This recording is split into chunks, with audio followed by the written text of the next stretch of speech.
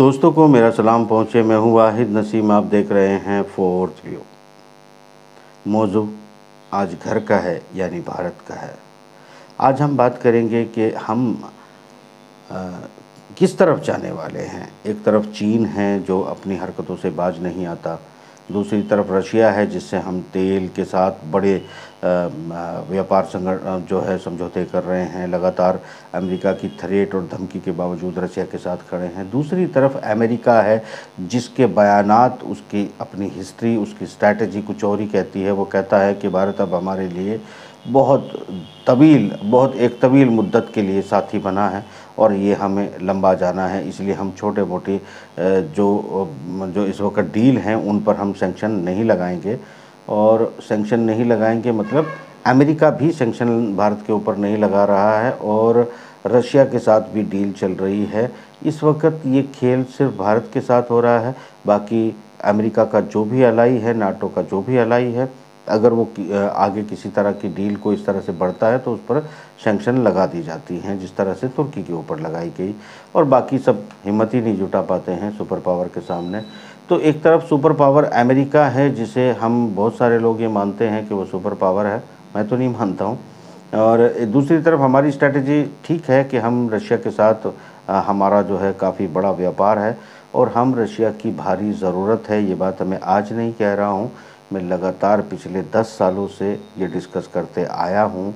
जब मनमोहन सिंह की सरकार थी मैंने तब भी इस पर गुफ्तगू की थी, क्योंकि ज़ाहिरी तौर पर तो ये दिख रहा था कि रशिया के साथ मनमोहन सरकार खड़ी थी, मगर धीरे धीरे अमेरिका की तरफ मनमोहन सरकार ने शिफ्टिंग शुरू की थी, कांग्रेस ने ही शिफ्टिंग शुरू की थी।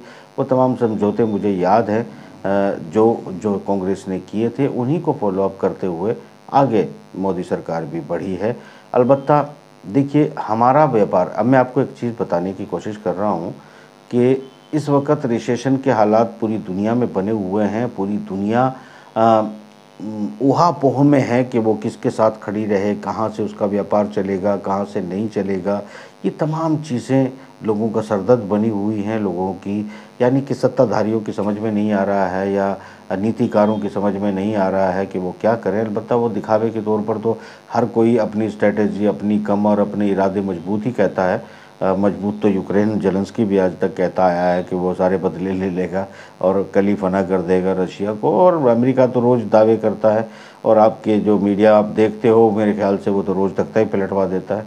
ये सब खैर मुंहजोरी है, इससे तो कुछ नहीं होता। अब हम हक़ायक़ पे बात कर लेते हैं। हक़ायक़ ये हैं कि रशिया के लिए भारत एक इम्पोर्टेंट फैक्टर इसलिए भी है क्योंकि भारत जो है वो गुड्स प्रोडक्ट्स बनाता है जो काफ़ी जो चाइना में बनता है भारत में भी वो चीज़ें बनती हैं। भले ही विदेशी कंपनियां यहाँ के बना रही हो, मगर प्रोडक्शन हब है, प्रोडक्शन होती है। और चूँकि बहुत से देश जो अपने मतलब जो ज़मीन से निकलने वाले ज़खायर हैं या खेत में पैदा होने वाले ज़खायर हैं, उन सब चीज़ों से जो अपनी अर्थव्यवस्थाओं को चलाते हैं, उसमें से तेल है, गोल्ड है, डायमंड्स हैं, उसमें से बहुत सारे कॉपर्स, बहुत सारी चीज़ें होती हैं। उन तमाम चीज़ों को अगर हम ध्यान में रखें, अगर उन सब चीज़ों पर बात करें तो उन सब देशों में वो कोशिश करते हैं कि वो छोटी चीज़ें बनाने के प्रोडक्ट बनाने की कंपनियां ना लगाएं और वो बाहर से जो बेस्ट अवेलेबल है उसको मंगाएं और वो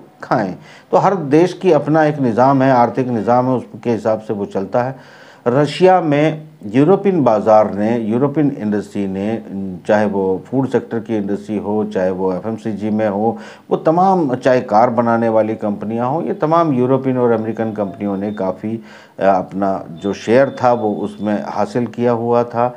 आज एक सर्वे मतलब सामने आया है, उस सर्वे में रशियन 83% पीपल्स ने यह कहा है कि हमें अपने देश में बनी हुई चीज़ें जो है वो खानी चाहिए, वो पहननी चाहिए, वही हमें कार चलानी चाहिए, इक्विपमेंट का यूज़ करना चाहिए, और जो कंपनियां यहाँ से बंद करके गई है उनको वापस एंट्री नहीं देना चाहिए। ये एक सर्वे बिल्कुल वाज़े तौर पर क्लियर है कि बहुमत ये चाहता है रशिया का कि उनकी अपनी इंडस्ट्री, क्योंकि उनका ये भी मानना है कि रशिया में बनी हुई चीज़ें लॉन्ग लाइफ होती है, कि अगर आपने कोई चीज़ बनाई है तो आप उसको लॉन्ग लास्टिंग इस्तेमाल कर सकते हैं। बाकी चाइना की है या फिर यूरोपियन कंट्री की है, वो रशिया के मुकाबले ड्यूरेबल नहीं होती।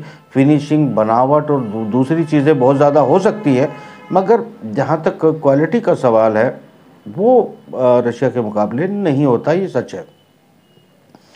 दोस्तों, रशिया के लोगों ने इरादा किया है अपनी सत्ता का, अपनी हुकूमत का सहयोग किया है और ये हुकूमत ऐसा करना चाहती है, इसीलिए सर्वे किया है। ऐसे मौके में भारत के लिए एक बेहतरीन मौका, ऐसे वक्त में एक बेहतरीन मौका भारत के पास मौजूद है कि भारत को इनवाइट किया गया है।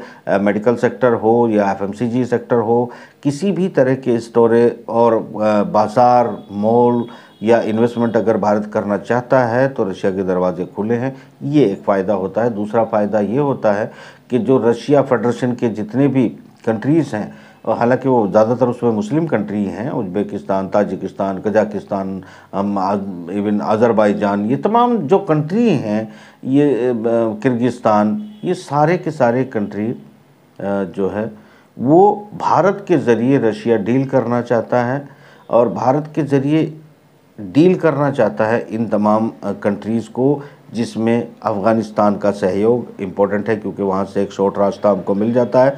पाकिस्तान के साथ बहुत अच्छे संबंध अभी होंगे, ये संभव नहीं है जब तक पाकिस्तान का रिजीम चेंज नहीं होता। अलबत्ता इस पूरे जो प्लान चल रहा था, इस प्लान में ही एक इमरान खान बड़ा फैक्टर था, चूँकि वो रूस के साथ मिल चुका था, भारत ऑलरेडी रूस के साथ खड़ा हुआ है। इसका मतलब ये था कि आगे आने वाले दिनों के अंदर डिस्प्यूट्स कम होते, विवाद कम होते और भारत और चाइना, माफ़ कीजिएगा, पाकिस्तान और अफ़गानिस्तान, ये पूरा मध्य एशिया तक भारत का व्यापार बड़ी आसानी से फैल सकता था। और जो अमेरिकी चाहतों को, अमेरिकी हितों को ढोने वाला पाकिस्तान, जो कि हालांकि वो चाइना के साथ भी है, जबकि पश्चिमी जगत चाइना के बिल्कुल एंटी है, उसी को बर्बाद, उसी की अर्थव्यवस्था को बर्बाद करना चाहता है। तो ऐसे में भारत भी अलबत्ता आने वाले दिनों में अगर इस तरफ जाता है तो भारत यकीनी तौर पर अमेरिकी, अभी वो जो निशाना नहीं बना है, आने वाले दिनों में निशाना बन सकता है और इस पर दबाव बढ़ाया जा सकता है। ये एक सूरत हाल है। दूसरी तरफ भारतीय जनता की अगर हम सोच को देखें तो शायद भारतीय सरकार के सामने भी मुश्किलें पैदा हो सकती हैं इस फैसले को इतनी आसानी से। ये मैंने रशियन की सोच बताई है कि रशिया का प्लान, रशिया की सोच, क्योंकि भारत उनका रशिया का हमेशा साथी रहा है।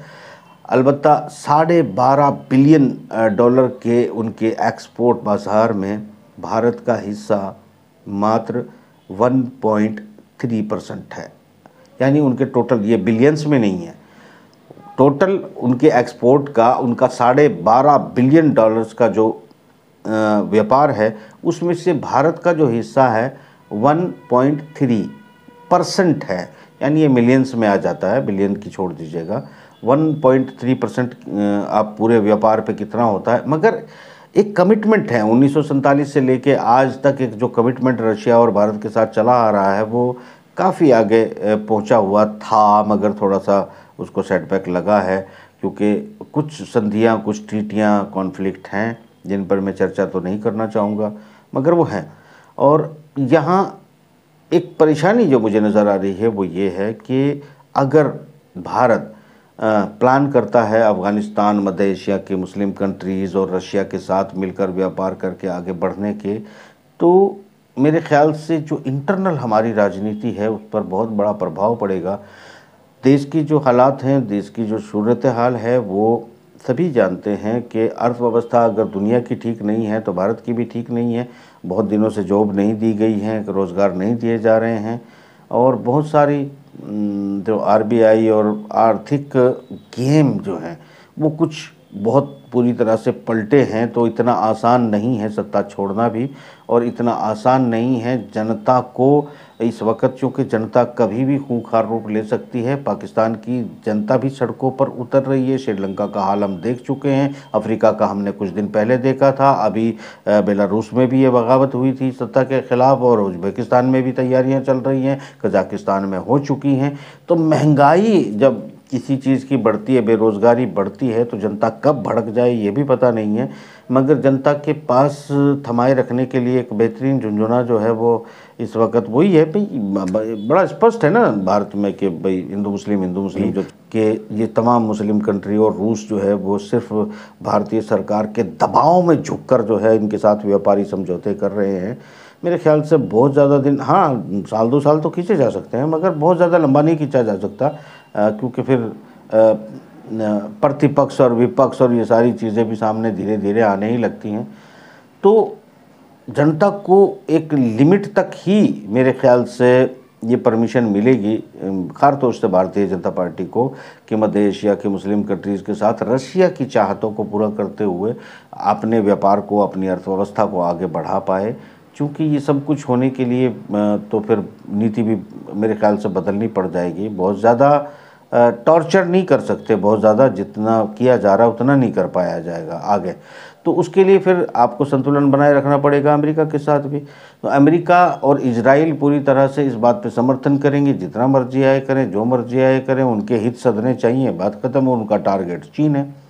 तो यहाँ पर एक बात मैं वाज़े तौर पर कहता हुआ चलूँ कि असल खेल में मैं इस तमाम चर्चा को क्यों कर रहा हूँ, यकीनन मैं उलझी बातें कर रहा हूँ, बहुत ज़्यादा स्पष्ट बातें की भी नहीं जा सकती।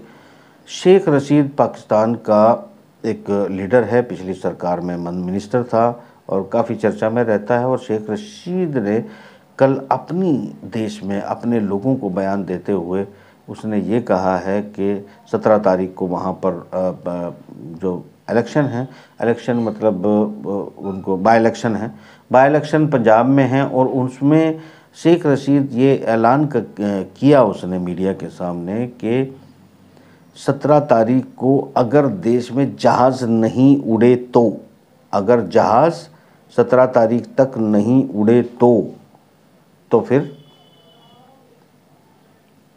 सरकार जो है वो पीटीआई यानी इमरान की पार्टी बनाएगी। तो उसका ये जहाज़ ना उड़े तो पर स्ट्रेस देना, जोर देना, किसी खतरे की घंटी मुझे नज़र आता है।